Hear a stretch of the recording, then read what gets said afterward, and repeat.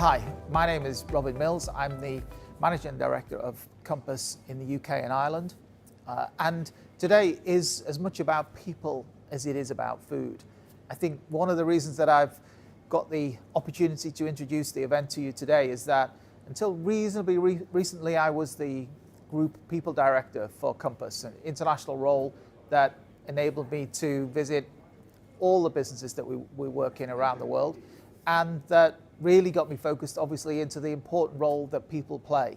And today's event is about how people and food come together in making us productive and creative in the workplace. So we have some wonderful speakers lined up for you today. And if you're watching this live, I'd really encourage you to sit down with a cup of tea and a pencil and paper, because you're going to want to make some notes and write some things down.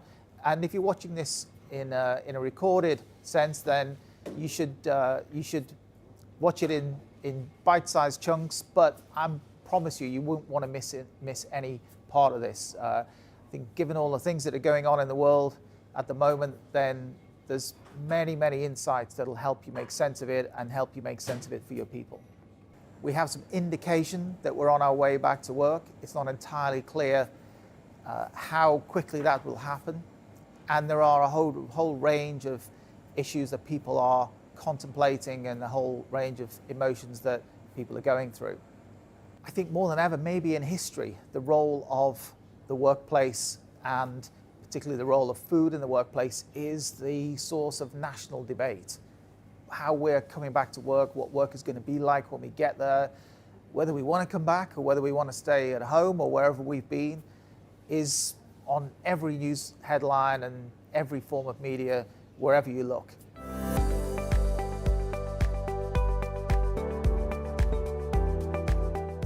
At Eurest, we've always understood for many years how important food is in the creation of physical and mental health. What we have today is a selection of speakers who have looked at the topic from a number of different lenses, from a clinical lens, an emotional lens, a social lens, a corporate lens, and a physical lens. And by bringing each of those viewpoints together, we've created a really rich understanding of the process by which we bring people back to work in the most positive way. So whether you're just about to go back to work, or whether you've always been at work through this period, or whether you're thinking about yourself or responsible for helping others come back to work, you'll find this series of speakers an absolute treat. And they will really help you understand the emotions that you might be going through, or the emotions that your colleagues might be going through, and most importantly, help you build strategies to make this the most effective return to work it possibly can be.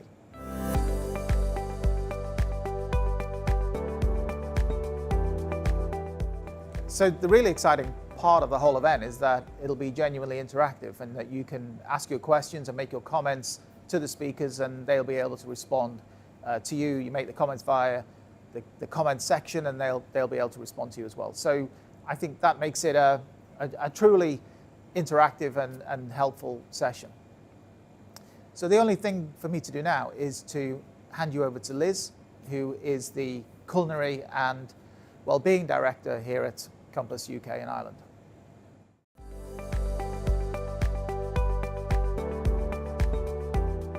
Hello, I'm Liz Forte at Compass Group. We provide workplace catering solutions that keep people happy, healthy and productive to help drive businesses' performance. So we know a bit about food and work, but what will happen in a post-COVID world? I'm going to explore some of the big themes, the challenges and the opportunities, from changing attitudes to communal gatherings to the whole transformation of traditional working patterns as we know it. Also the increased appreciation of health and wellness and new attitudes towards sustainability. There are four main themes affecting the working population. Trust and safety, so who do I trust to keep me safe? Work life, what is work going to be like after this? Physical and mental well-being, how do we feel about those at the moment? And purpose and sustainability, We're all connected in different ways to our local communities, and how will this change how we do things? When it comes to trust and safety, we're still figuring out some of those elements. But what we do know is that people want brands and businesses to behave in a selfless way and with real integrity. And that personal safety is a number one concern, so for you and for your families. So when it comes to eating out again, we can expect people to behave in slightly different ways, and that will have a different impact as well on how we eat in the workplace environment.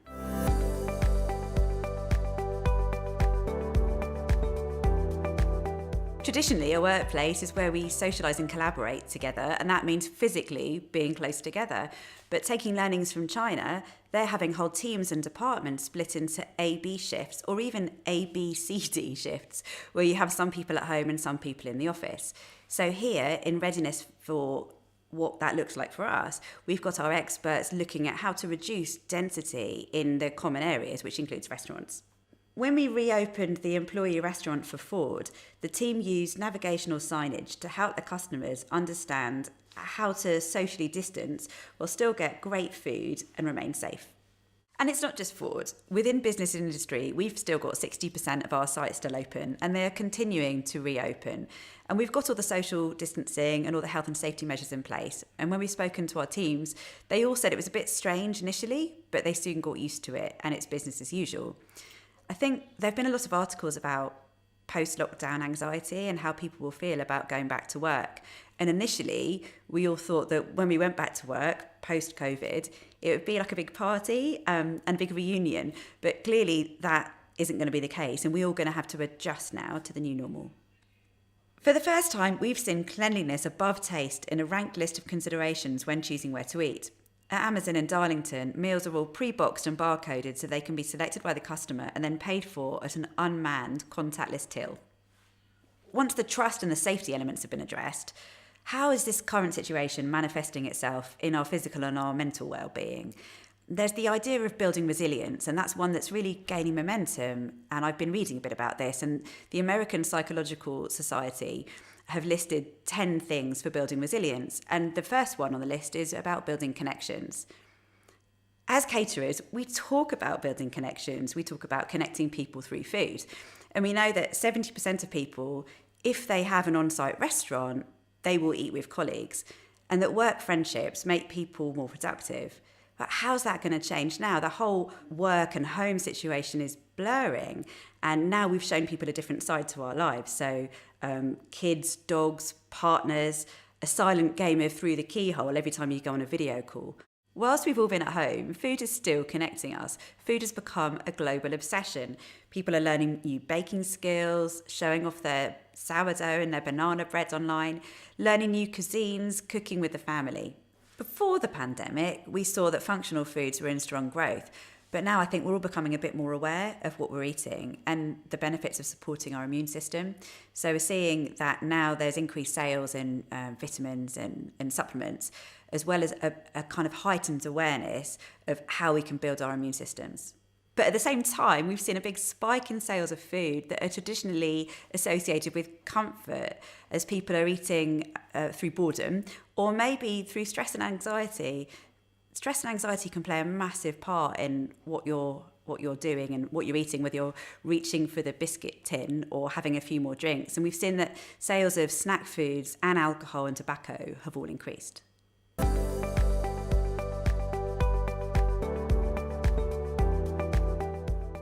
How does this translate back to work? It splits into two camps. Those who have been maintaining healthy habits and eating well, exercising well during lockdown, and then those who've totally fallen off the wagon. And for them, going back to work is a chance to refresh our habits, a bit like New Year, going back in January, starting with the healthy habits and trying to build new routines.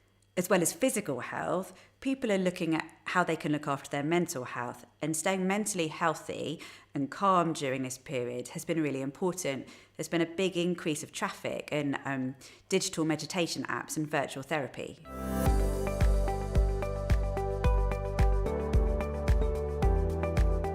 As people return to a new normal, they will undoubtedly have experienced some stress due to their time in lockdown, and probably some financial anxiety as well. When you go back to work, it might be quite difficult to reconnect with colleagues, potentially because of the socially distanced workplace. There also might be a feeling of a two-tier workforce where you've had people that have been furloughed and maybe feeling undervalued or insecure because of that.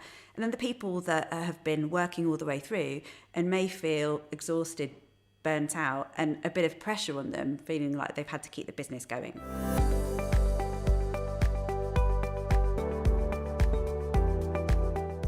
As part of this new normal, it's important to look at the entirety of the day, not just the amount of time that people are at work, whether that's physically at work or working from home. What else can we learn? So I think things like grocery shopping can become really quite stressful. We know that at the beginning of lockdown, everyone was stockpiling, and now trying to get to a supermarket on top of a normal working day can be quite stressful and also quite time consuming. How can we help people in the workplace maintain a kind of balance in the rest of their lives?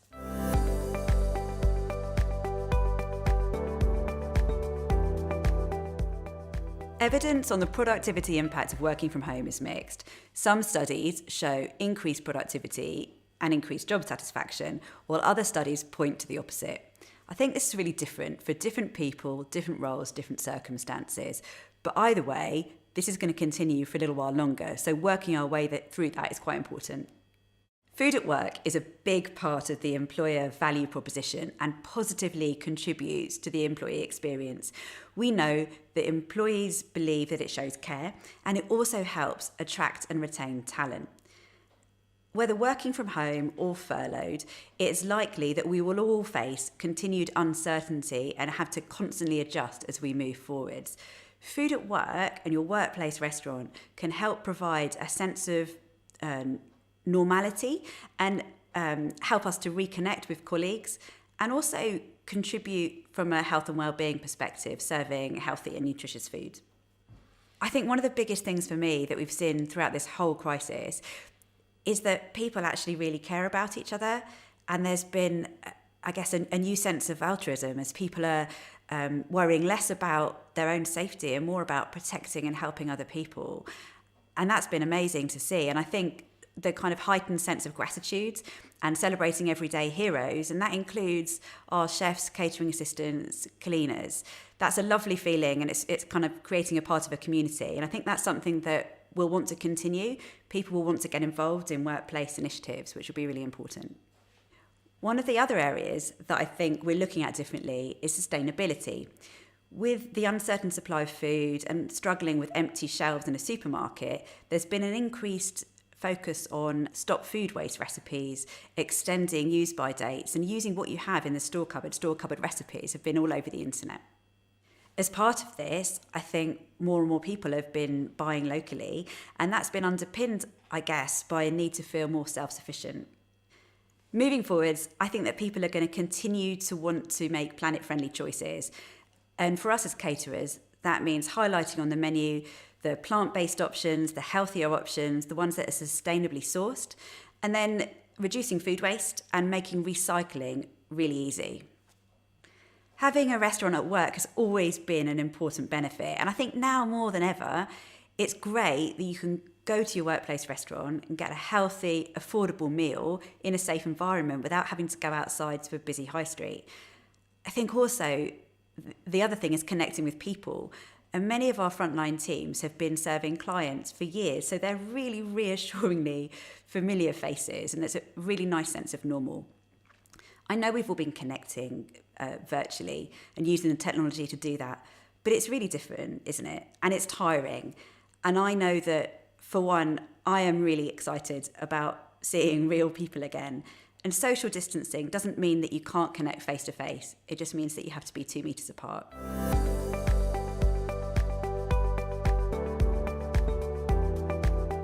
So as we get back to business and adjust to the new normal, it isn't business as usual. The 4 key areas that I think we need to focus on are safety. The safety of our people is our number one priority. We want to reassure our customers that they can get great food in a safe environment. The second one is health. Let's make sure we have the right healthy options for all budgets and can support our clients' mental health initiatives where relevant. Thirdly, planet. I've touched on this briefly, but we have lots more to consider in this area, so much so that we're making our next event in June a purpose and sustainability event. And lastly, people. People want to feel normal again, so we need to focus on creating the most welcoming and rewarding experience. Thank you for listening.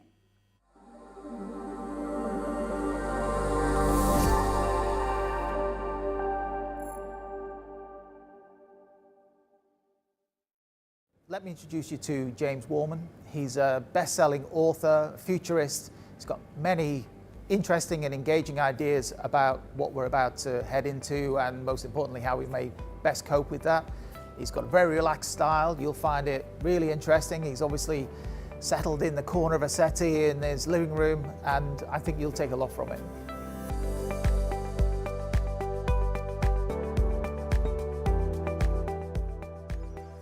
Wow, so the world turned, right? Whoever expected to be watching somebody wearing this thing? I'm going to take it off.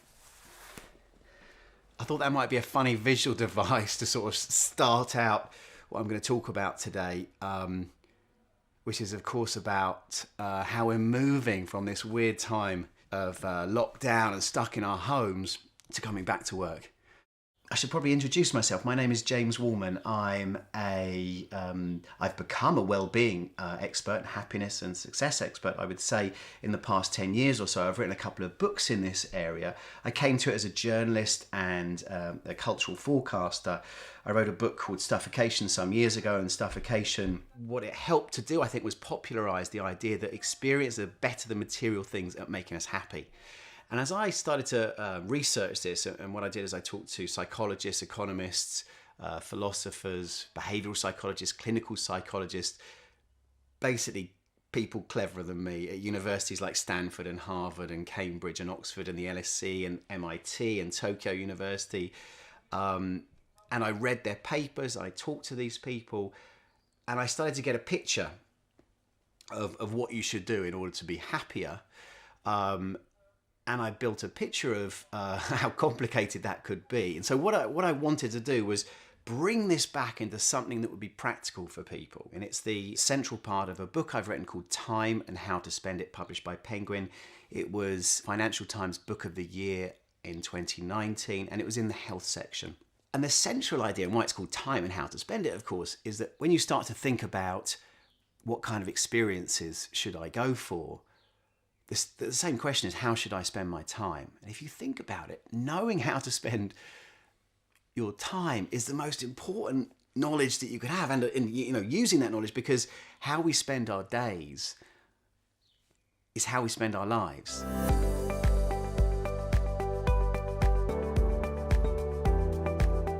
So if you think about the journey from, everyone stuck at home, everyone wearing masks, and wow, masks are going to be an important part of our future. As we come out of this journey, taking a break for food and for drink is going to really support our emotional health, and it's going to help us on this journey from lockdown to kind of what the new normal and what life will look like in the future. There is research from a guy called Andrew Oswald at the Warwick Business School that shows that people who are happier are 12% more productive. So if you can, nudge people to take more breaks, to go sit with their colleagues, to connect with their colleagues or someone else, or take a break and therefore go back into work more, not just energized from the fuel they've had from the food or the drink they've had, but also feeling better about who they are.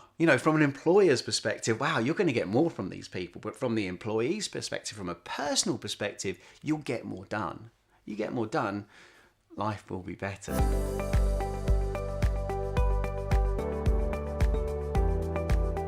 One of the real starting points for, I think, the reason why a book like Time and How to Spend It is useful is that I think some of us are not spending our time as well as we could. In fact, there's data that shows that lots of, I think it's 3 out of 4 British people don't think they're spending their time in the optimal way. And there's a whole bunch of reasons why this has come to the fore today.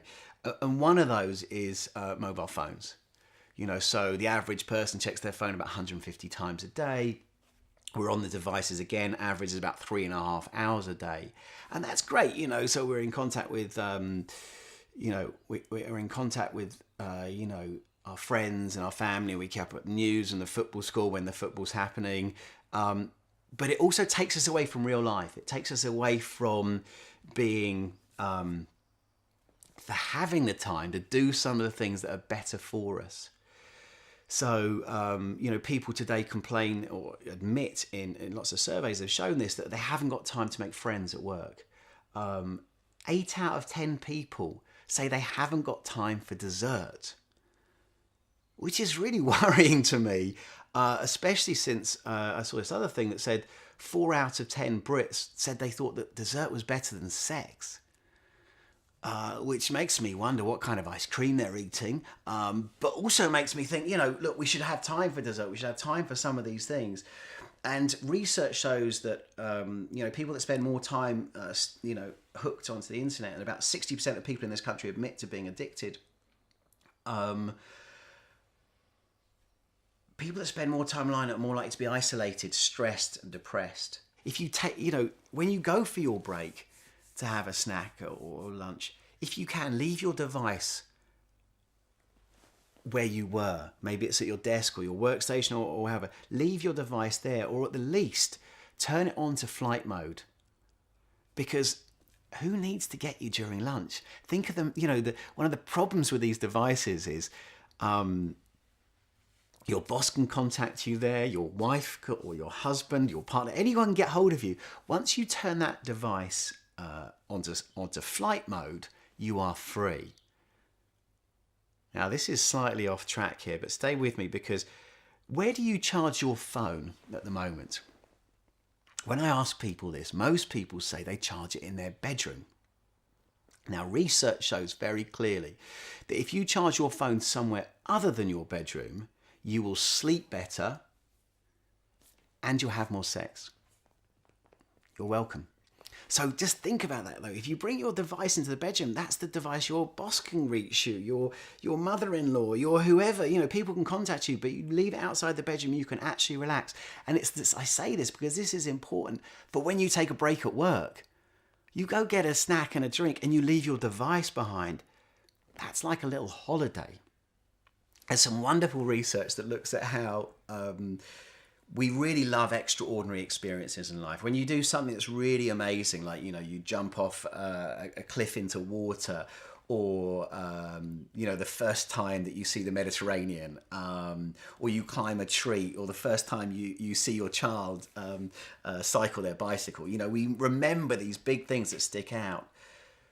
But there's a real magic in ordinary experience as well, having a good cup of tea. I think lockdown has really helped some of us realize some of the simple things that give us real joy as well. But one of the really interesting tricks, and this is from somebody at UCLA who figured this out, psychologist called Cassie McGillner-Holmes, is if you treat something that's ordinary as kind of special in some way, it gives you more happiness. Now, her research looked at weekends, but let's say you were to consider your lunch break and you would say, this is a holiday from work. You leave your device behind, or you pretend you're in, when you go somewhere on holiday and you've got no service. At first, you're kind of like, oh, hold on, I need to be able to check my telephone. And then quite quickly after that, you think, oh, hold on, I'm free. So if you treat your ordinary lunch break or your ordinary break as a special break, you'll get something more from it.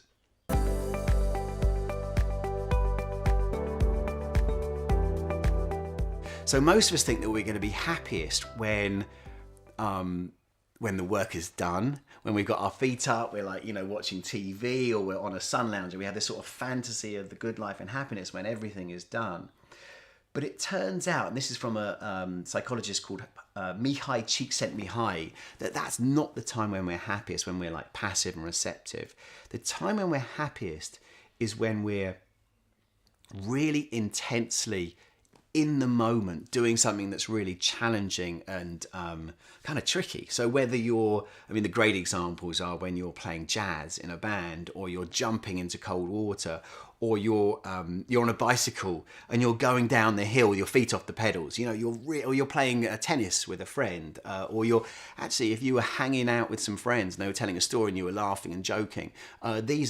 It's called flow. It's when you're really in the zone. It's when you're in the moment and you're not thinking about the future, the past, the deadlines, or anything else. You're just in the moment. But you can also get this at work, of course. You know, when you're building something, you're making something happening, and it's challenging enough to get you into the zone. And checking your phone all the time. There's data that shows that it takes 23 minutes and something like 15 seconds to refocus again. So each time that you go check your phone and you check your email again and again, or WhatsApp or Twitter, you know, all these incoming noises, these distractions are just not very helpful for flow. And actually on that front, so's being hungry. You know, if you've got sort of pangs of, you need a drink, or you got that thing in the back of your mind that you want to get a cup of tea, you really need to set yourself up, because then you're going to find it much easier to get into flow. And the reasons for this are many. It's worth pointing out. Flow is great for if you want to be productive, if you want to be creative, and it leads to happiness as well.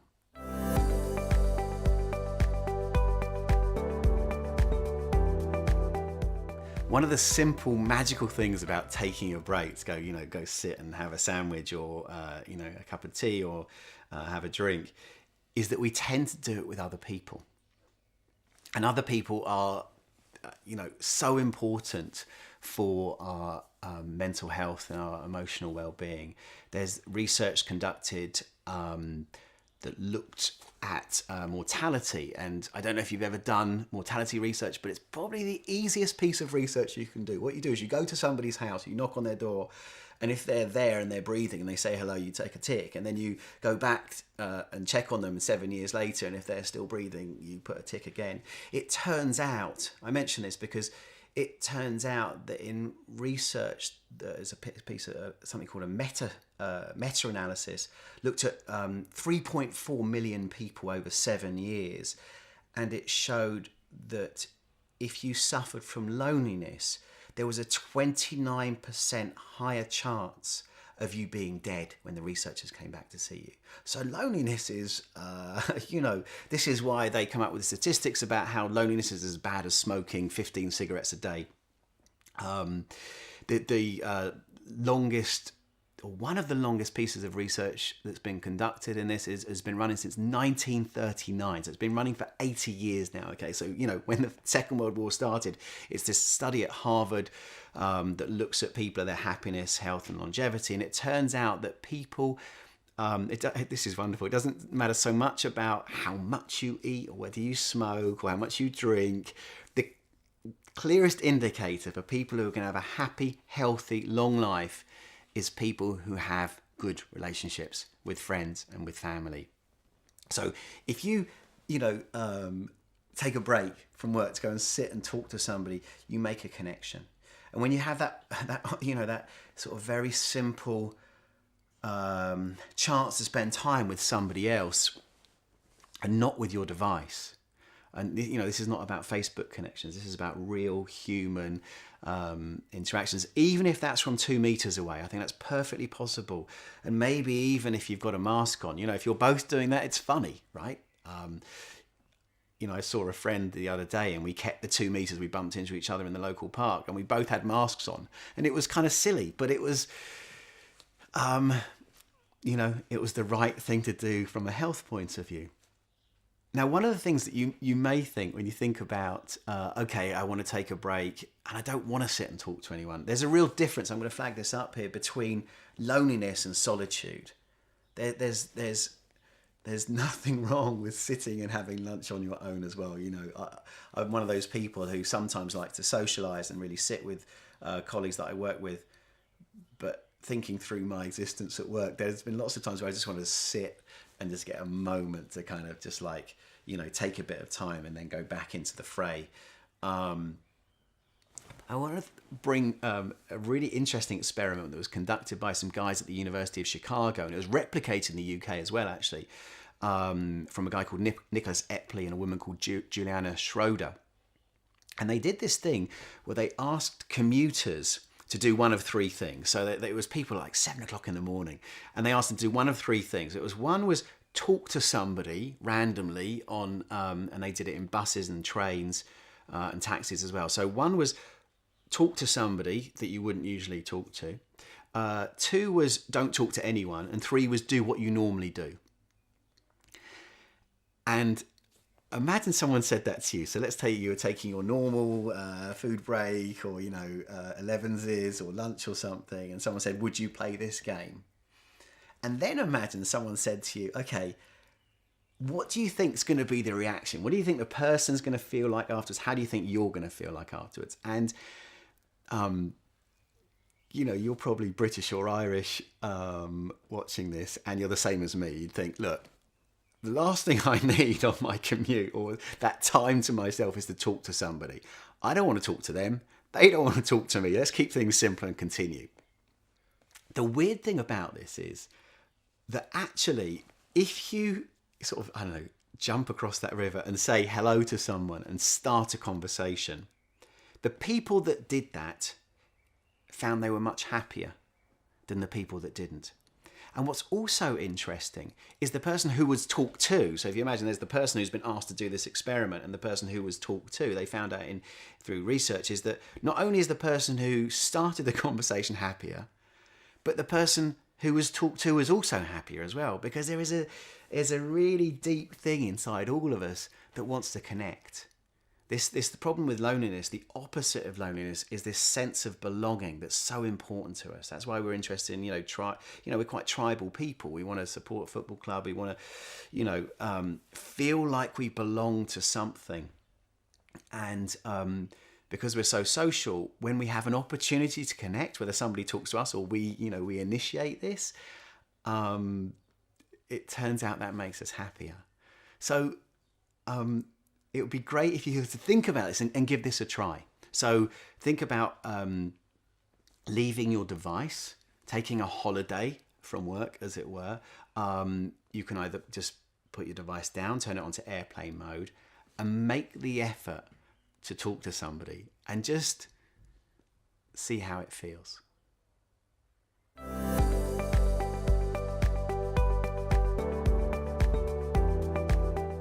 We need the bad stuff to happen in order to have the good stuff. If every day was Christmas Day wouldn't be a thing.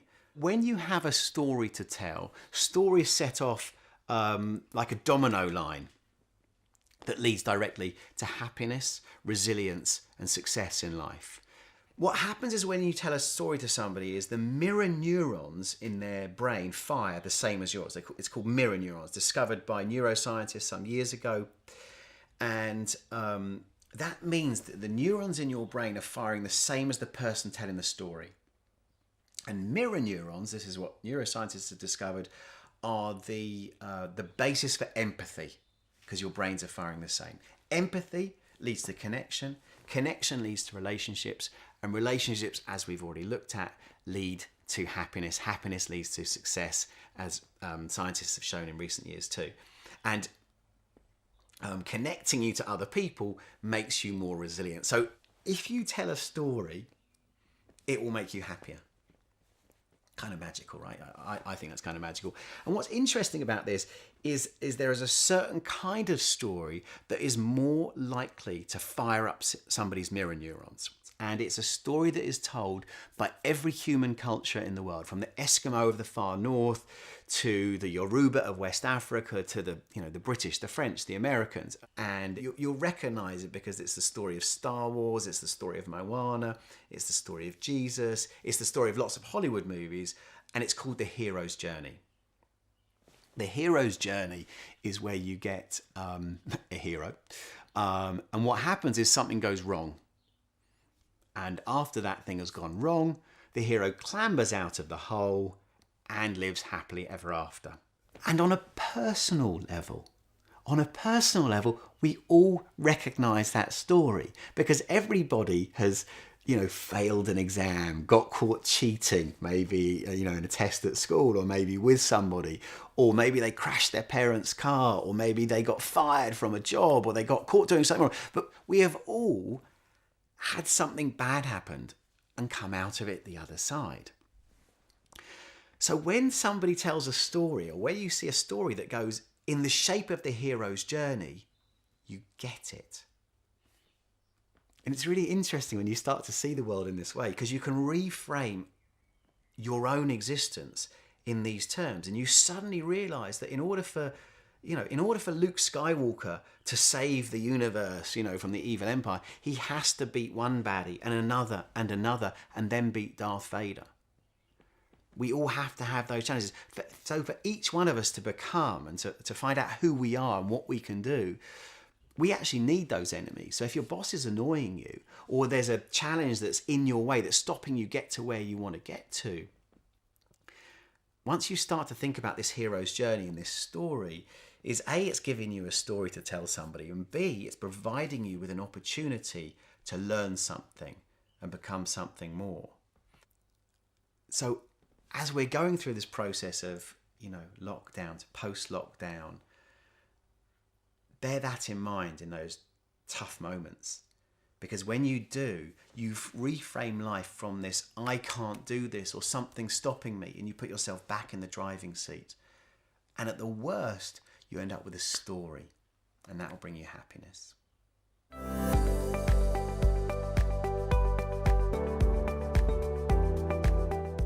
We all like to put on a brave face. We all want to keep calm and carry on. We can handle this. But the truth is that lockdown, post-lockdown, this time of the coronavirus, we're coming back to work now.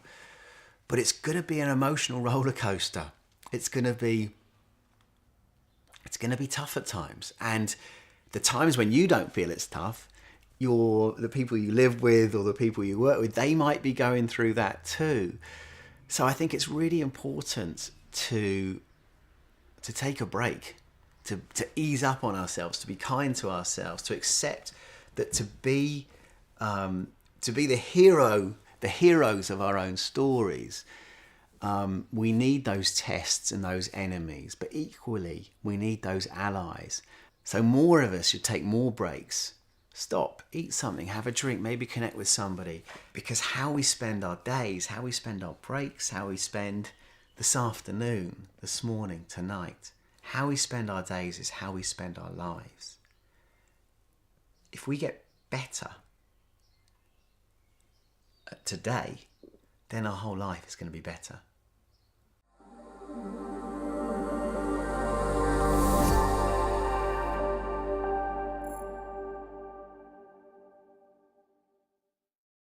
Okay, so next we have Dr. Catherine Kelly from the University of Greenwich Business School.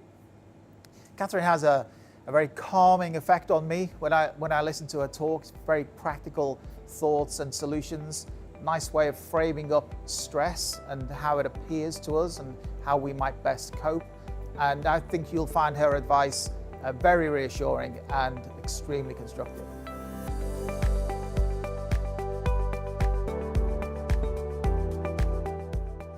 Hi, my name is Dr. Catherine Kelly.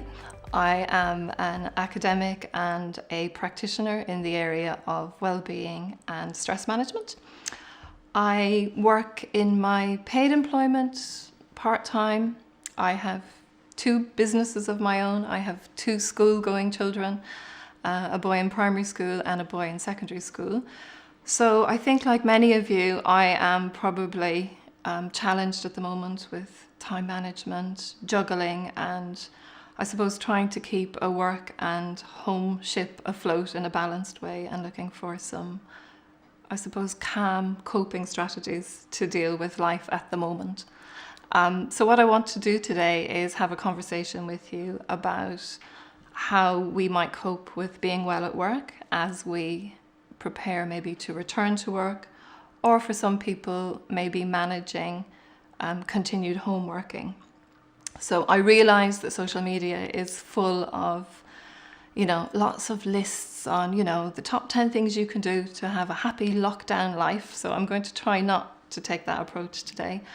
I just want to have a conversation with you about some of the things that we might do, because I think this pandemic has brought us a lot of new challenges. The spaces that we live in have become now the spaces that we work in.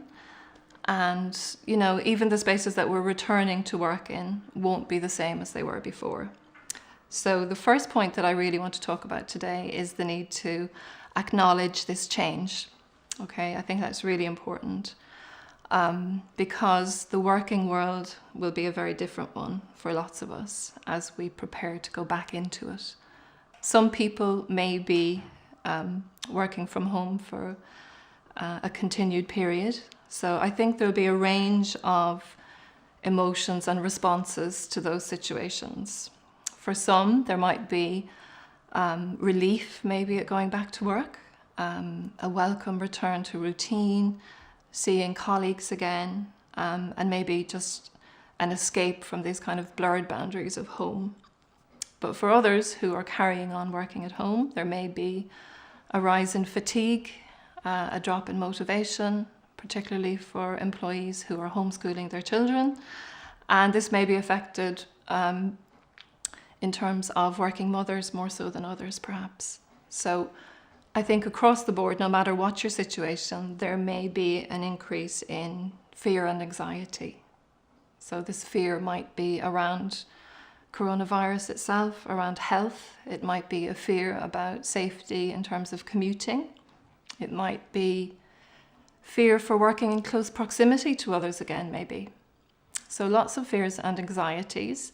And I think it's really important in terms of workplaces that you can sit down and create a space with your employees to express those feelings about what's happened and feelings about what might happen next. Now, when it comes to feelings, there tends to be two approaches. One is we avoid feelings, and the other is that we approach them. And I would suggest to you that good organizations approach the whole area of feelings. Okay, so it's just very simply sitting down and talking to your staff and asking them how they've coped, how they are now, and how they feel about coming back to work, any fears and anxieties that they might have. So there's three things there: ask, listen, and acknowledge. And if you really listen as employers, you'll be able to get the information that you need to come up with strategies to move forward collectively together.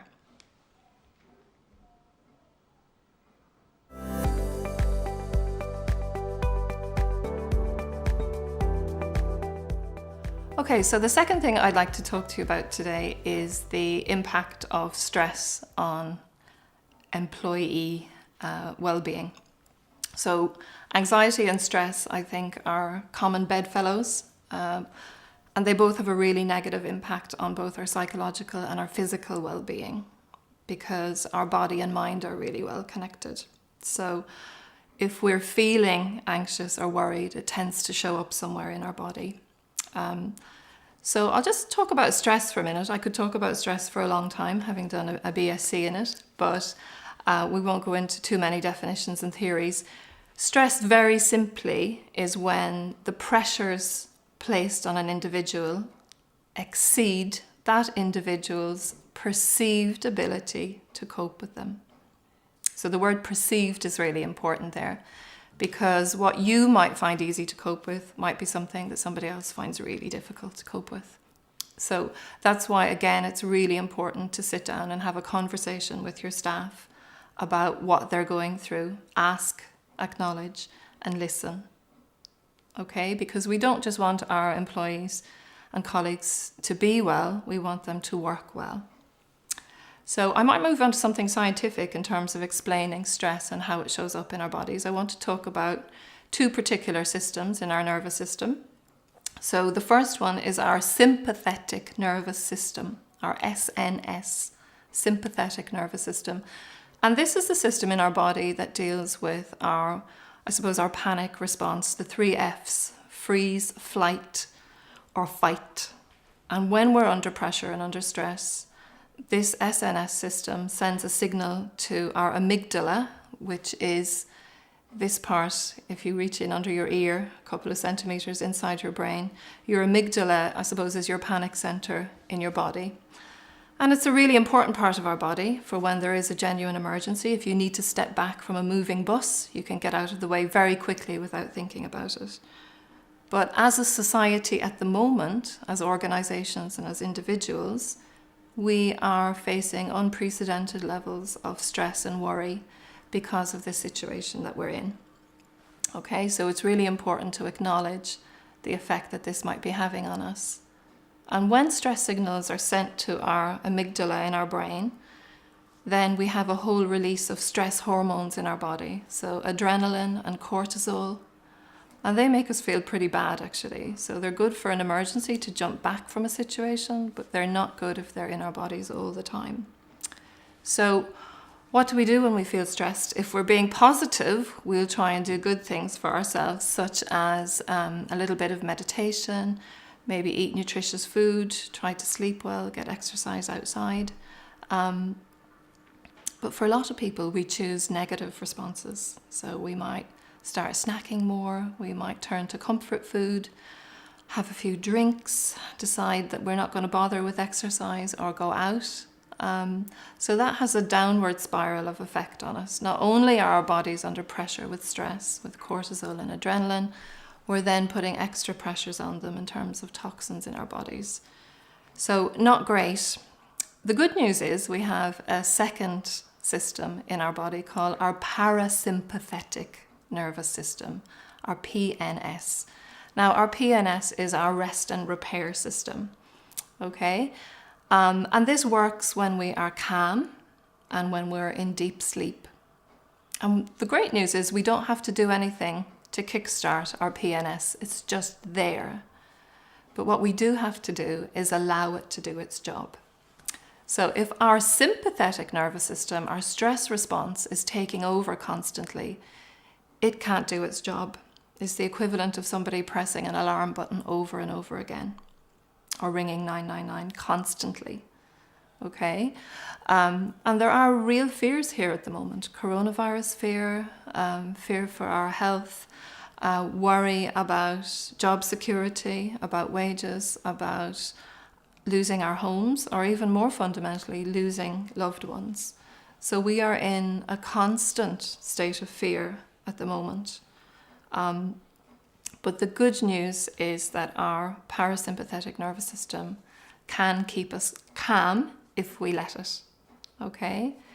It allows our cells to repair themselves, particularly our immune-fighting T cells, okay? And ironically, when we're physically and mentally stressed and worried, we can't fight illness as easily as we should. Okay, there's a whole branch of science called psychoneuroimmunology, which looks at the relationship between our minds, our nervous systems, and our immune system. I won't go into the whole science of that, but the takeout from that is just to remember that worried, anxious bodies and minds do not perform well.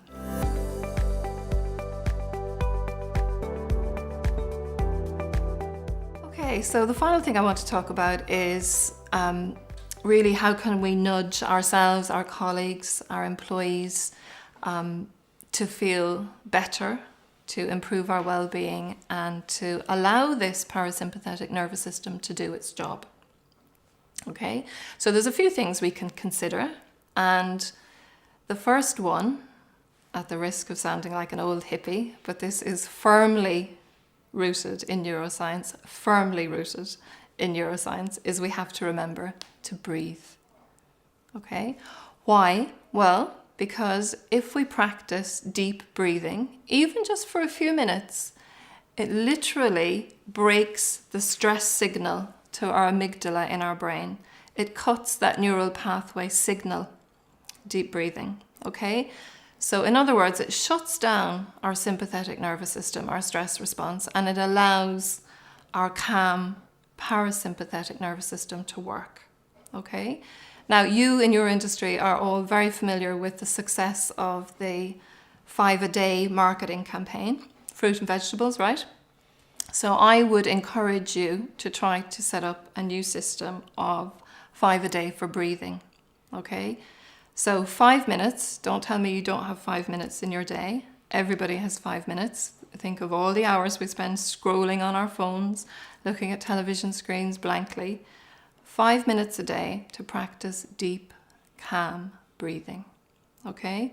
If there are crazy people in your house, lock yourself into your bathroom, take your phone with you, put on some quiet music and practice some deep breathing. So just check in with me for a moment to see what that's like for you in this moment. Just check in and see if you can tell what your breathing is doing. Where is your breath? Are you maybe holding your breath subconsciously? If you are, let it out. Is your breath fast or slow?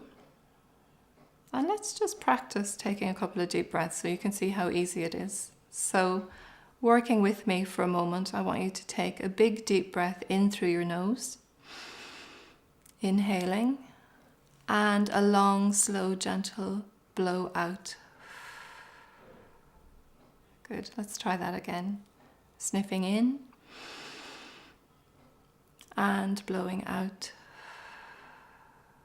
And this time as you do it, one final time, allow your face to soften, your shoulders to drop, and let go of any worries that you have in this very moment. So, sniffing in and blowing out. Good. So 5 minutes a day, deep breathing helps our body hugely.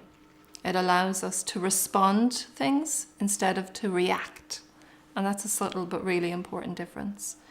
Now, you might find it easier to use an app like Headspace or Calm. Maybe in your workplaces, you might want to set up mindfulness sessions in situ or by video link. But I would encourage you to have that conversation with your employees so that you can discuss their needs in their specific environments. Okay, and speaking of environments, I think it's really important that you audit this new workplace environment that you will be returning to. Think about those who are still working from home. Is there anything you can do to support those kinds of environments? And one key thing is the importance of taking a proper break at work. This will improve people's well-being a lot. Okay, so during breaks or lunchtime, if we can encourage people to eat nutritious, healthy food or snacks, maybe you can set up a program of exercise at work through organized short classes or encouraging self-directed activities outside. If you have an environment where you have access to an outside space, I would really encourage you to get your staff outside for a few minutes walk or even for a few minutes breathing. Okay, some of the research that I'm involved in is this relationship between nature, outdoors and well-being. And research has proved that being in nature really improves our well-being. It reduces our blood pressure, it reduces our heart rate, it improves our mood, it improves our physical fitness, and it improves us overall, I think, even to the level of our self-esteem. And another area that I'm particularly passionate about is the relationship between water and well-being. I'm lucky enough to live near the sea. I wild swim all year round. And the research is coming out to really prove this as well, is that blue space, which refers to all visible water, oceans, seas, lakes, rivers, ponds, fountains, water features, all of these increase what's called blue mind. So red mind is when we're really stressed and anxious, but blue mind is when we are in a state of calm and our parasympathetic nervous system is at work. Okay, so research shows us that water helps to improve our well-being. Now, if you're not lucky enough to live near it, then you can find your own water in your daily life, hopefully. Even to the extent of taking a relaxing bath at night, or if you're brave enough, I really suggest taking the last 2 minutes of your shower and switching it to the cold setting. See if you can withstand a minute at first, increase it to 2 minutes, And it has a huge impact on anxiety, depression, and mood because it stimulates our nervous system in a really positive way. So those are some of the things that we can do to improve our well-being. And I think just to also follow up on that last point, I think lockdown has really made us as humans appreciate nature once more. So it would be great if we could keep that going and remember how good it was for us. So those are some of the coping strategies. Just to sum up with what I've said today, in terms of what you can do to improve well-being at work as we return to work. First of all, acknowledge the changes that have taken place. Secondly, ask, listen, and acknowledge some of the things that your employees are going through. Thirdly, understand what stress is and the impacts it can have on our bodies and minds and our overall performance. And finally, consider some of the options that we have available to us to cope with all of this. So that's it for me. Thanks for watching. I wish you all the best and go gently.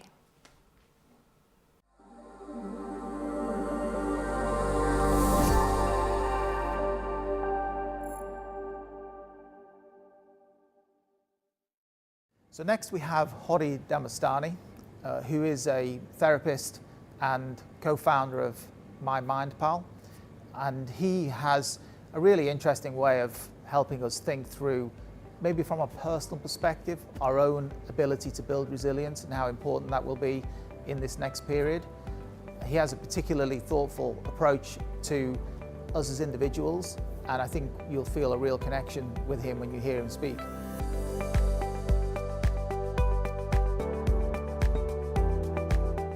Hi there, my name is Hody Damastani. I'm a psychotherapist and I'm also the co-founder of mental fitness app My Mind Pal.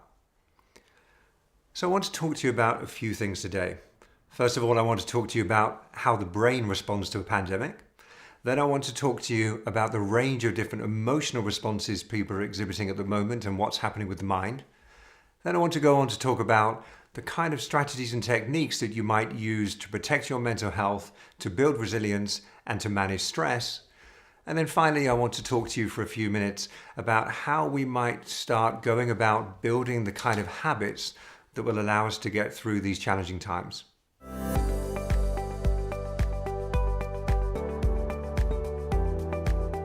So we are living in unprecedented times right now. The pandemic and the subsequent lockdown means that there is nothing normal about life at the moment. So what's happening with the brain? Let's explore what the brain does. Well, first of all, for many people, the pandemic and the subsequent lockdown would have activated the brain's automatic threat detection mechanism. Now, this system has been designed to allow us to protect ourselves from danger and to mobilize the body to take action. And it does this by the brain secreting chemicals that trigger an enormous physiological arousal in the body. And that physiological arousal is designed to prepare our body to fight, to physically fight, or to physically run away from danger. Neither of which is very helpful in a pandemic. Now, that would have been really useful back in prehistoric times for our ancestors that found themselves in a life or death situation on a daily basis. Not much use in modern times, certainly not much use in a pandemic. So the brain doesn't really know what to do with a pandemic. Meanwhile, it continues to activate this fight or flight response, but it gets to the point where if fight or flight is not an option, then the brain takes over sometimes with a third option, and that option is shut down. So if we're in a situation where we feel trapped, where fight or flight is not a feasible or effective response, then the brain, to protect us from this physiological arousal, it initiates a shutdown. And as a result of that, you become disconnected from the experience. And sometimes you become disconnected from your own body as well. So there's a disassociation, there's a disconnection. And this would also explain why a lot of people are really struggling at the moment to motivate themselves. A lot of people are feeling life is very strange and it has this sort of unreal quality to it at the moment. And that is the brain initiating that shutdown response. So we're going to be going between fight or flight and shutdown, and that is the brain doing what it was designed to do. Now, meanwhile, the mind is interpreting that physiological arousal. So there's this activation in the body, and the mind interprets that in a number of different ways. So I've spoken to lots of people. Some are feeling angry, some are feeling fear, some are feeling trapped, some are feeling a sense of denial, which again is that shutdown response. And the important thing to remember is when we perceive this physiological arousal, the brain has to understand it. So for a lot of people, that arousal, that stress is not particularly comfortable, and it can activate a range of different emotions. Now that's exacerbated by the fact that our two basic human needs are threatened at the moment as well. The need to survive and feel safe, but also our freedom as well. It's really important as human beings for us to feel a sense of autonomy in our lives. It's really important for us to feel self-initiating in our behavior. And right now that's difficult, isn't it? As a result of the pandemic and then the lockdown as well, a lot of people feel that their freedom has been taken away. They don't know how long the virus is going to be here for. They don't know how long until we feel some sense of normality can return, both at work and at home. Everything is uncertain. And as a result of that, we might feel angry, we might feel frightened, we might feel a range of emotions. The important thing is to remember that we're all in this together and we are all facing a threat, and our brain is responding in the way that it's responding. And we don't have a huge amount of control over that. So having a compassionate understanding towards others would be really helpful right now. And to recognize that even if you're responding in a way that's different to how somebody else is responding, just to recognize that actually we're all just doing the best we can here to be able to manage in very challenging times.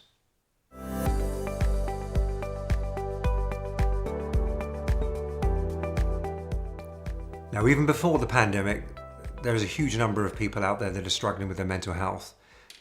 And now, as a result of the pandemic and the lockdown, that number has increased greatly.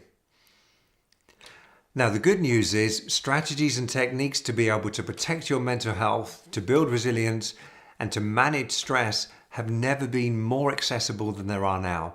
There are a range of different digital applications, for example, that can help people to do this. Now, I know this as co-founder of mental fitness app My MindPal. We've seen a significant increase in the number of companies coming to us for support and a significant increase in the engagement from our existing clients as well.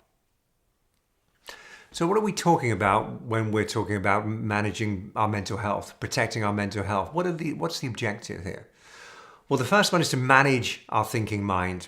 One thing that happens right now is, as a result of our threat detection system being overly activated, is it has an impact on what we pay attention to. So we tend to notice threats and danger now more than we would do normally. We tend to notice negativity maybe now more than we would do normally. And that includes not just the external world, but also in our own mind as well. So we might tend to generate and notice negative thoughts more often. And if we continue to do that, those thoughts are in danger of becoming beliefs. If we continue to focus on these negative ideas and we become locked into this way of thinking, then we start to wire those ideas into our brain as well. Now, one way to protect doing that is to be able to learn, firstly, how to be able to challenge those negative thoughts. That's really helpful, to interrupt those negative thoughts. But more importantly than that, it's important that we're putting time aside to begin to train ourselves to develop the right attitudes and thinking styles that will allow us to believe that we can cope. And that's really important, to believe that we can cope with the challenge of the pandemic, to believe that we can cope with the idea of going back to work again. So by working on certain thinking styles such as optimism, gratitude and resilience, by working on these on a regular basis, it will boost our belief in our ability to cope. And mental imagery is a really good way that you might do that. Now, mental imagery is when you imagine things in your mind vividly as you can, bringing in all the senses. And this works because the mind doesn't know the difference between what's real and what's imagined. So when you imagine something vividly in your mind, as in the case of optimism, if you imagine things going the way you want them to go, connecting with that idea emotionally. In the case of gratitude, being truly grateful the things in your life that you're grateful for, connecting with that idea emotionally. Now, if you do that regularly enough, it starts to wire into your brain. You take it from the realm of thoughts into beliefs, and then it starts to wire into your brain. But you need to connect with it emotionally. You need to do it frequently and with enough emotional intensity. Then you start to develop thinking styles that will help you right now. Now, as far as resilience is concerned, one very useful skill is being able to step back from a situation and to engage your rational mind rather than being hijacked by your emotional mind. Now, what happens at the moment with the threat detection is your emotional mind will hijack your rational mind, and you tend to be less logical and less rational. And being able to step back and to recognize there's a number of different ways I can look at a situation. It's how I respond to this situation that's actually far more important than the actual situation. And resilience and connecting with that idea is really important. Another thing you can do with resilience as well is to remind yourself that you've coped with challenges before. You have coped with challenges and you've come out the other end. And connecting with that experience, reminding yourself that that's true, and connecting with what it felt like to be able to overcome challenge in the past would be a really useful thing to be reminding yourself of right now. Now, the other thing we can do is we can work directly on our bodies. So managing our thinking minds, but also working directly on our bodies and our nervous systems. So it's our nervous system that manages our energy levels. And we have kind of like an accelerator and we have a brake. So we have this accelerator, the sympathetic nervous system, and we have a brake that's the parasympathetic nervous system. Now, what tends to happen at the moment when we're noticing threats more is that accelerator is being pushed a little bit too hard and the brake is not being used often enough and things are a little bit out of balance. And to bring that equilibrium back, we need to work directly on the body. And one way you might do that is to breathe and make sure you're breathing a certain way. So rather than breathing shallowly from the chest, which tends to happen when we're feeling stressed or anxious, then breathing more instead from the diaphragm, breathing deeply from the belly. It takes getting used to, but it's a really good skill. And if you practice it like anything, it will improve. And the other thing you want to be able to do is to be able to be aware of what's happening in your body. So doing some kind of body awareness scan would be really helpful as well. Because that fight or flight energy that I was speaking about earlier on, if it can't be discharged by running or fighting, then it gets trapped in the nervous system.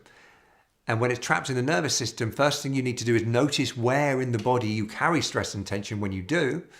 Notice where that is, and then being able to discharge and let go of that energy, to release that energy. And there's a skill called progressive muscular relaxation, which teaches you to be able to tense muscles and then relax them. So the brain learns the difference between loose muscles and tense muscles, and it allows you to discharge that survival energy that you might be carrying around in your body that you may not be aware of, although you may be aware of some of those aches and pains. Maybe you've been experiencing a little bit more of those. So the important thing is to make a start doing something. Choose an exercise that you feel is the best fit for you, and then do your best to make your mental health routine a daily practice.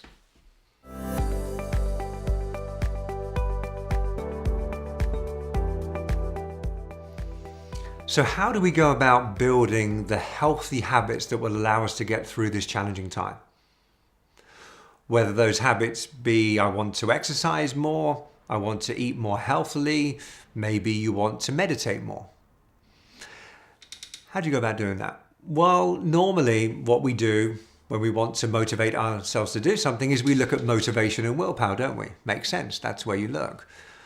But the latest research in behavior change has shown actually that's not where we should be looking. If we want to build habits rather than motivation and willpower, we want to make those habits as easy as possible to do. That's the most important thing. Make them really easy. Take that abstract goal of I want to exercise more and break it down into a very specific and small behavior. So for example, say just 5 squats. Now 5 squats is really easy to do, but that's kind of the point. Even on days where you don't really feel like doing it, you can still do 5 squats. Next thing you want to do is you want to trigger that habit. That's really important to do as well. Trigger that behavior. And the best way to trigger a behavior is to attach it to an already existing habit. Piggyback it to an already existing habit. So you might decide that brushing my teeth As soon as I finish brushing my teeth, I'm going to do 5 squats straight away. And I'm going to allow myself to feel good about doing 5 squats. That's really important, to allow that habit to grow organically as well. And on days where I feel I can do more, then I'll do 10 squats. And of course, 5 squats is going to get easier pretty quickly, as well as your leg muscles become stronger, and that habit will grow organically. So make the habit very easy to do, feel good that you've made a start, and then trigger it by attaching it to an already existing habit or finding a natural point in your day where you can do that habit. That is the most important thing when it comes to habits.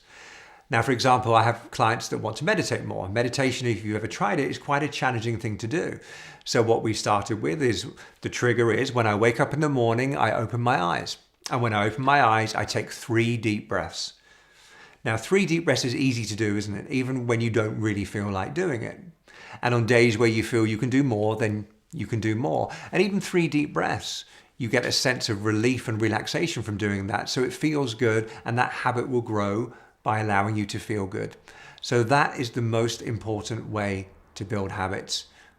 Proven by empirical research as well. Make the habit easy, trigger that habit. Don't rely on the brute force of motivation and willpower.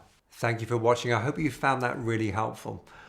I also hope as well that you can use these strategies as you go back to work as well. Life is going to be very different. There's going to be a lot of adjustment that people are going to have to do. But the most important thing is to make sure that you are doing something that's working on your mental health, to be kind and understanding to yourself and to other people as well, and to recognize it's going to be a little while before things go back to normal. So just working on these areas the best you can is the most important thing.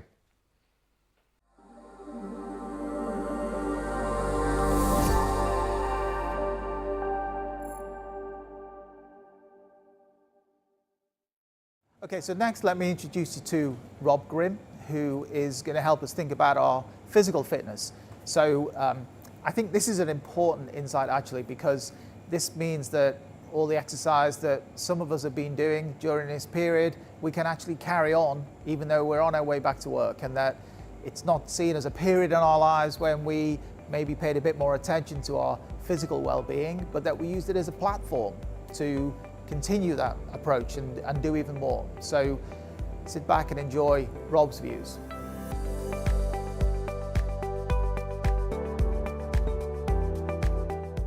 Hello, my name's Rob Grimm. I'm from Revolution Personal Training Studios. I'm one of the owners and founders of Revolution, and what I'd like to talk about today is exercise and well-being. Obviously, through the time of the lockdown for the whole of the UK and most of the world, a lot of people have been establishing exercise and workout routines. I want to talk about how we can transition that into the workplace. There's going to be a new normal, and how we can bring health, well-being and exercise into the workplace and beyond as well.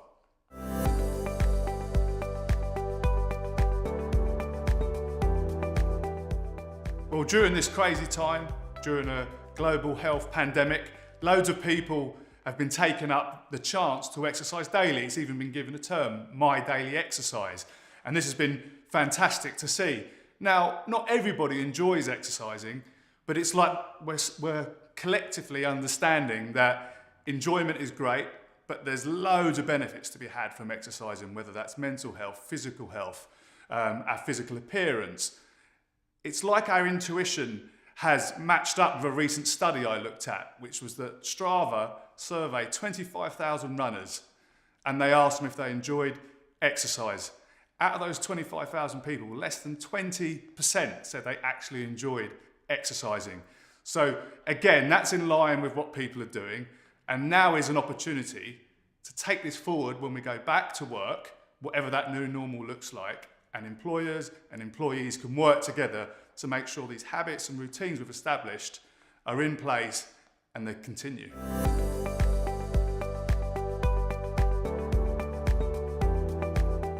So there's so many benefits to exercising regularly, whether that's improved mental health, which is so important right now, or physical health, or just our physical appearance, improved sleep patterns, which is so important for us as well.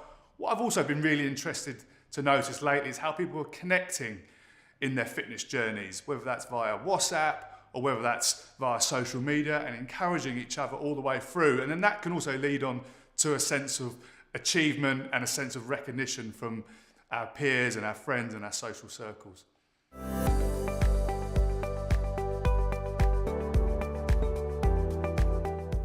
So during lockdown, so many people have established brilliant habits and routines around exercising daily and training and improving their health and fitness. But as lockdown eases and we head back to our places of work and our offices, it's really vital we take this opportunity to carry on the good work that everyone's done and establish these habits and routines as part of our daily working lives also.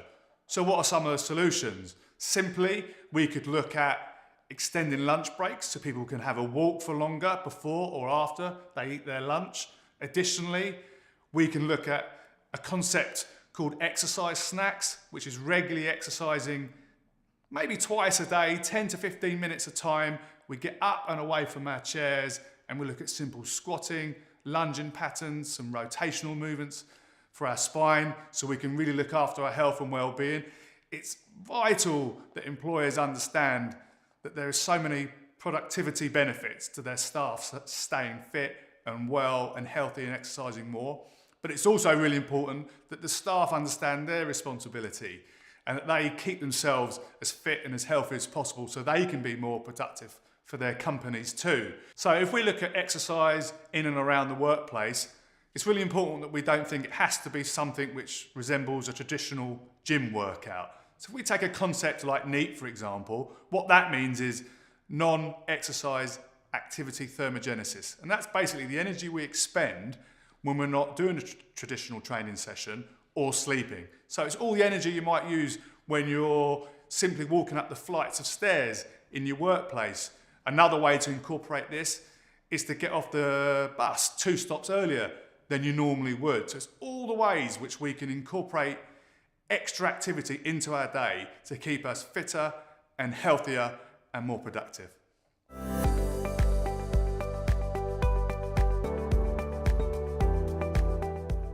So alongside exercise, we know that nutrition is an absolutely vital part of our overall health and well-being, but it can get really confusing for people because there's so many different opinions about what we should eat and when we should eat. So a great approach is to think about what is sustainable for the individual. Now we know what sustainable is because it's what you're eating today, and that is the best place to start from. Let me give you a real life example of a customer of mine. He'd previously trained with another company and his personal trainer had told him that he can't eat carbohydrates with his dinner. So when Steve sat down with his family and they had spaghetti bolognese, he was there with a grilled piece of chicken and some dried broccoli. Now, a much better approach would be that Steve has the same dinner as his family, maybe halves his portion of pasta and increases his vegetable intake. We can bring this sustainable approach into the workplace, and companies can do this really easily, potentially just reducing portion sizes, providing people with calorie counts for their meals to bring awareness to what they're eating every single day, and just making sure there's fresh fruit and vegetables available every single mealtime.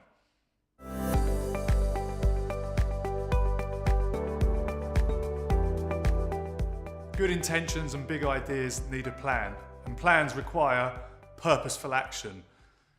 It's really important that companies take this opportunity to demonstrate that they really care about the health and well-being of their staff. On the flip side, it's really important that staff take personal responsibility for their health and their fitness and well-being, because the data is clear and it's unequivocal. People who exercise regularly, people who eat better, are more productive at work and they're happier in their day-to-day lives as well. Let's take this opportunity from this huge crisis to make the working culture around health, fitness and well-being a better one.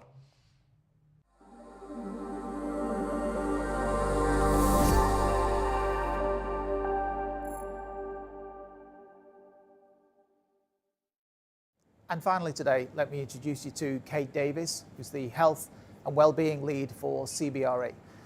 So Kate, in some ways, helps us think again about the context and this specific challenge and specific thoughts about how we bring people back into the workplace. She helps us think about some of the practical things that we need to think about as well as the emotional and physical things that we've been talking about today.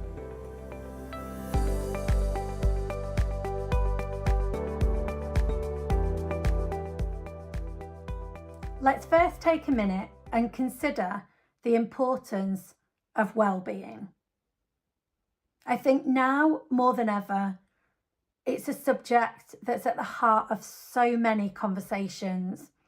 From a work perspective, well-being at work has been increasingly a boardroom conversation over the last 5 years, considering the physical and mental health of employees, encouraging them to bring their whole self to work and not just their best self, and giving true consideration to the spaces that are designed and provided, the services that are offered, and the support that is available to wrap around that. When we think about the future of work, we think about the office environment, we think about working from home, regardless of where that work might be done. The most important thing is that we always consider the health and well-being of all of our employees. When we look at the physical spaces, we've been on a journey over the last 5 to 10 years. To begin, well-being just wasn't considered in a workplace. It wasn't important. You left your personal self at the door, you clocked in, you did your work, and then you went home. Increasingly, there's a blurring between home life and work life. There's a rise in the number of people with diagnosed mental health conditions, and the topic is much more talked about than ever before. And that will only continue, particularly given the current circumstances and environment that most of us find ourselves in. One thing that is for sure is that the workplace is here to stay. What goes into that workplace, the design, the layout, the key components of that space may very well change. But one thing that we do know is that as humans, we need that social interaction. We need the ability to come together to work on projects, to develop products, to provide services.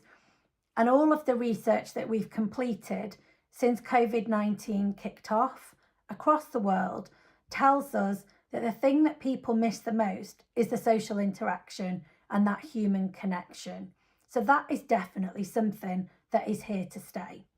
When we talk about well-being in the broader sense, we factor in 6 key components: physical, mental, environmental, social, digital, and nutritional.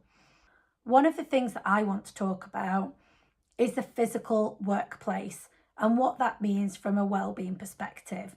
But we can't talk about the physical workplace in isolation, because the way of working and the service wrapper that goes around that is fundamental to making it a success. What we're seeing increasingly with our clients, particularly with new build projects or workplace transformations, is that well-being is at the heart of those discussions. There's been a gradual increase in the number of quiet spaces, the number of retreat areas, the number of counselling, coaching and support rooms that are available. Many are multi-purpose, they can be used for lots of different things, but employers are recognising that the expectation from their employees and from their people is changing. People are looking for more support than ever as the blurring between work and home continues. I guess now more than ever, the current environment that we're in, it's really unusual for me to film on my own at home in my living room, but this is becoming the norm. One thing that we do need to make sure of though is that we are looking after our own well-being, we're looking after the well-being of our people, of our colleagues, of our peers, and of our communities. Well-being can be a differentiator for us. If we think of it in terms of attracting and retaining the best talent, all of the research tells us that younger generations coming into the workforce, it's expected. Health and fitness is more important than ever. And that's not just down to social influencers. It's a lifestyle. And people expect that they have the ability to move more, to exercise, to bring their whole self to work, and to have choice. Choice of when they do that, where they do that, and who they do that with. And that flexibility is most definitely here to stay.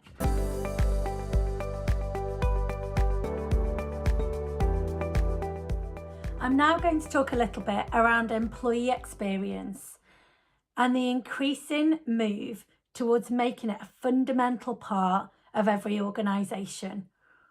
We're seeing a large number of employees start to draw more significance from an integrated employee experience. So for us, that means looking at the spaces provided, the services, the technology, the ways of working, and well-being. Thinking first of all around the design of spaces, putting people at the heart of everything that goes into the design. Thinking about the touch points from when they arrive into a workplace to when they leave. Thinking about how those services can be simplified, how those spaces can be linked together, and how it can feel like a really streamlined, purposefully planned experience, very similar to many retail organisations. Then considering the services and how the service wrapper can really bring to life an employee experience programme or initiative. Considering things such as chef tables, recipe cards, any way that you can educate people on the services that are happening, the services that are available, and more importantly, how they can get involved. Considering well-being, this really covers well-being at work, as in the workplace, and also well-being at work at home. So thinking about those 6 components that I mentioned earlier, considering key elements such as the environment. What's the environment like in a workplace versus the environment for working at home? And I guess right now, it's more important than ever.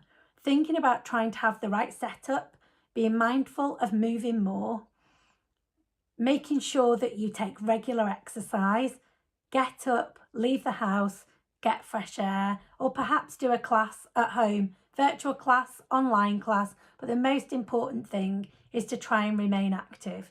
At the moment, we're not moving in the same way that we did before. For most people, there's very little commute. People perhaps move from a living room to a kitchen, from a bedroom to a living room or a dining room or a study. So thinking about that moving more is really, really important. Also, they're thinking about digital and connections. Most of our days when working at home are spent in front of a screen. Very similar when in a workplace. And the most important thing is being able to switch off. So to switch off, to disconnect, and be mindful of how much time you're spending with technology. Thinking then around social connections, there's lots of ways that we as a supplier and the groups that we're working with can encourage those social interactions, creating challenges, sharing food photos, creating ideas and initiatives such as baking, recipes, sharing things that perhaps you do outside of work, just to bring that human element into everything that you're doing within the workplace. A really good, grounded employee experience programme puts people at the heart of every decision that is made.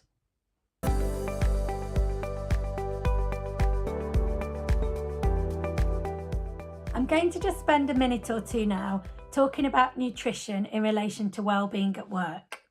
For those organisations and clients who provide breakout space, coffee points, refreshment points, cafeterias or full-scale restaurants, there's a huge opportunity here in terms of education, knowledge share, and really upping that service level that we give to all of our people. Over recent years, we have seen a slow shift to the cafes and restaurants within workplaces becoming social hubs at the heart of that building.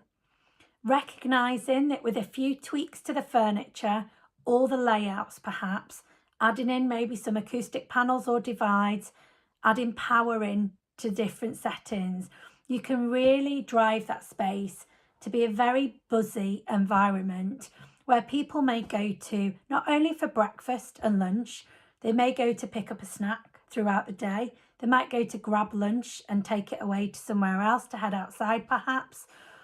Or more importantly, they will use it for an informal meeting, a catch up with a colleague, a team meeting that doesn't need to be in a meeting room. Just to go and get some time away from the desk by yourself and grab a nice coffee perhaps. And we're seeing that more and more. I've talked already around the blurring between work and home, and that coffee shop vibe has done incredibly well on the high street. The fact that people would choose to go in there, grab their laptop and work alongside other people, we're seeing an increasing shift to those spaces where appropriate and where there are no risk and compliance restrictions, also being shared with clients. So clients can get a glimpse into what exactly it is our people do. Now, there's always the point to be mindful of around conversations, and quite often what we tell people is you're behaving the same way as you would in Starbucks. So you're really mindful around confidentiality, but there's absolutely nothing to stop you sitting in there in that space, grabbing a coffee, catching up with a friend in the same way you would on any of the high street chains. The other part that we've got a cracking opportunity on here is around education.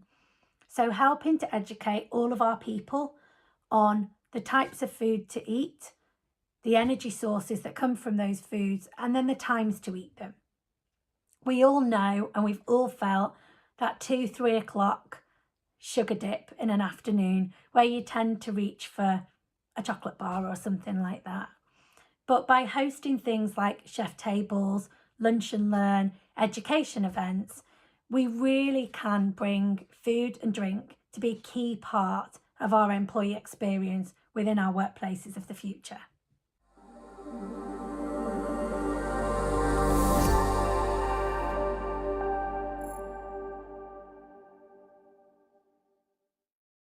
So next we have Lisa Huggins, who's one of our own. She's a lead nutritionist in Eurest. And as you can imagine, in a food business, we have many nutritionists who help us think through the important components of the food and how it serves our customers best. I think now more than ever, those understandings and those thoughts are extremely vital. And Lisa has a point of view to help us think about how we best support our immune system in this important period.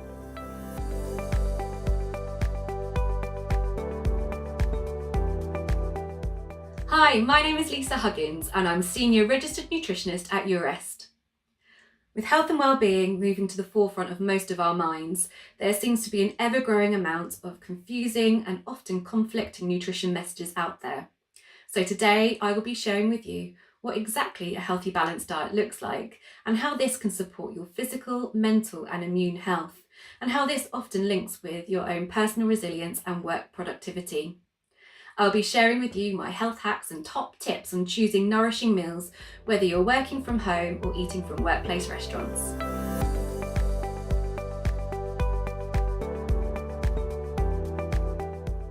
Eating a balanced diet, staying hydrated, as well as leading an active and healthy lifestyle helps to form the foundations of our physical and our mental health.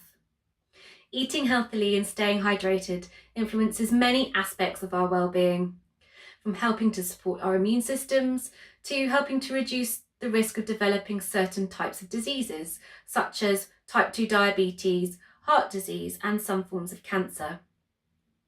Eating healthily can also help us to maintain a healthier weight and reduce the feelings of tiredness and fatigue, both of which can have an impact on our mood and our productivity. So to build strong foundations for our health, it's really important we're mindful of our diet and our lifestyle choices. So what is a healthy balanced diet? In the UK, we use the Eat Well Guide to help depict what a healthy balanced diet looks like. As you can see, there are 5 main food groups and the proportions we should be eating them in across our week to help us get a really good mix of nutrients to help us stay healthy. So the first food group I'm going to talk to you about is the green section, fruit and vegetables. Fruit and vegetables should make up at least 1/3 of our diets, and we should be aiming to eat at least 5 portions of fruits and vegetables each day. Unfortunately, as a population, we're not doing too well at meeting this recommendation. On average, we eat less than 3 portions of fruit and vegetables each day. It's not only fresh fruits and vegetables that contribute towards your 5 a day. Frozen, canned, dried, juices and smoothies all count too. So what counts as one of your 5 a day? Well, for fresh, frozen and canned fruits and vegetables, the portion size is 80 grams. This is roughly the same amount that can fit in the palm of your hand. Another third of our diet should be made up of foods such as bread, rice, potatoes, pasta and other starchy carbohydrate foods. The easiest way to do that is to include some at each mealtime and use sometimes as snacks. Many people tend to be quite surprised about how much starchy carbohydrate food is recommended in our diet. It's a really important food group as it provides our bodies with its preferred source of energy, as well as a range of vitamins, minerals and fibre. It's recommended that we eat 3 to 4 portions of starchy carbohydrate food each day. We're also recommended to choose whole grains wherever possible. Moving to the next food group, dairy and alternatives. Dairy foods provide us with a very useful source of protein and calcium. It also contains vitamins B2, B12, vitamin A, and also a very useful source of iodine. So if we're choosing to replace dairy in our diet with plant-based alternatives, it's really important that we're choosing the varieties that have those nutrients added into them. We are recommended to eat 2 to 3 portions of dairy or dairy alternatives each day. The next food group, the pink section, includes foods such as beans, pulses, eggs, fish, meat and other protein foods. We're encouraged to eat 2 to 3 portions from this food group each day, and variety really is key. Fat is also an essential part to a healthy, balanced diet. However, because fat is high in calories, we only need to eat it in small amounts. The types of fats we use for our cooking, spreading and baking is also really important. We're encouraged to use healthier, unsaturated fats, such as those based on vegetable, rapeseed or olive oils. This is because unsaturated fats can help lower the cholesterol levels in our blood. Outside of our food group circle sits another group of foods, which are high in fat, sugar and salt. This group of foods includes biscuits, chocolate, sweets, crisps, cakes, deep fried foods, honey, as well as sugar sweetened beverages and breakfast cereals. They contain very little in the way of beneficial nutrition. The Eat Well guide provides us with a guide to how many calories or how much energy we need to eat to stay healthy. An average woman needs around 2,000 calories each day, whereas an average male needs around 2,500 calories. However, the amount of food, and therefore the amount of calories we need each day to stay healthy, can vary depending on a range of different factors, including how active we are.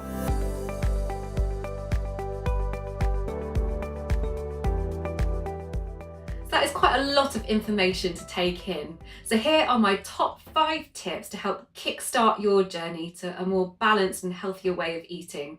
Tip number 1, use frozen fruits and vegetables. Tip number 2 is to eat regular balanced meals and consume nourishing snacks. Tip number 3, consider taking a vitamin D supplement. Tip number 4, make it easy to stay hydrated. Tip number 5, use your meal times as an excuse to take a break. By aligning your diet with the Eat Well guide and choosing nourishing meals and snacks, even if you just take on board a couple of the top tips I've just shared with you, you'll be taking the steps in the right direction to build a strong foundation for your physical and mental health. You'll also be fueling your performance and your resilience too. Thank you so much for listening, and if you have any further questions or want more information, please do visit Nourish Life.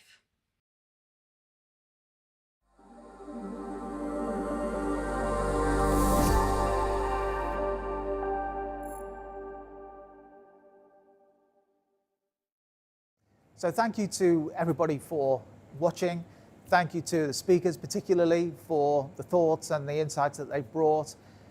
I think you'll agree that it's been a very rich event, and certainly it's helped me think even more constructively about the future. I hope it's given you some really useful frameworks to help you work out how you go through this next phase personally, and with your families and with your colleagues at work.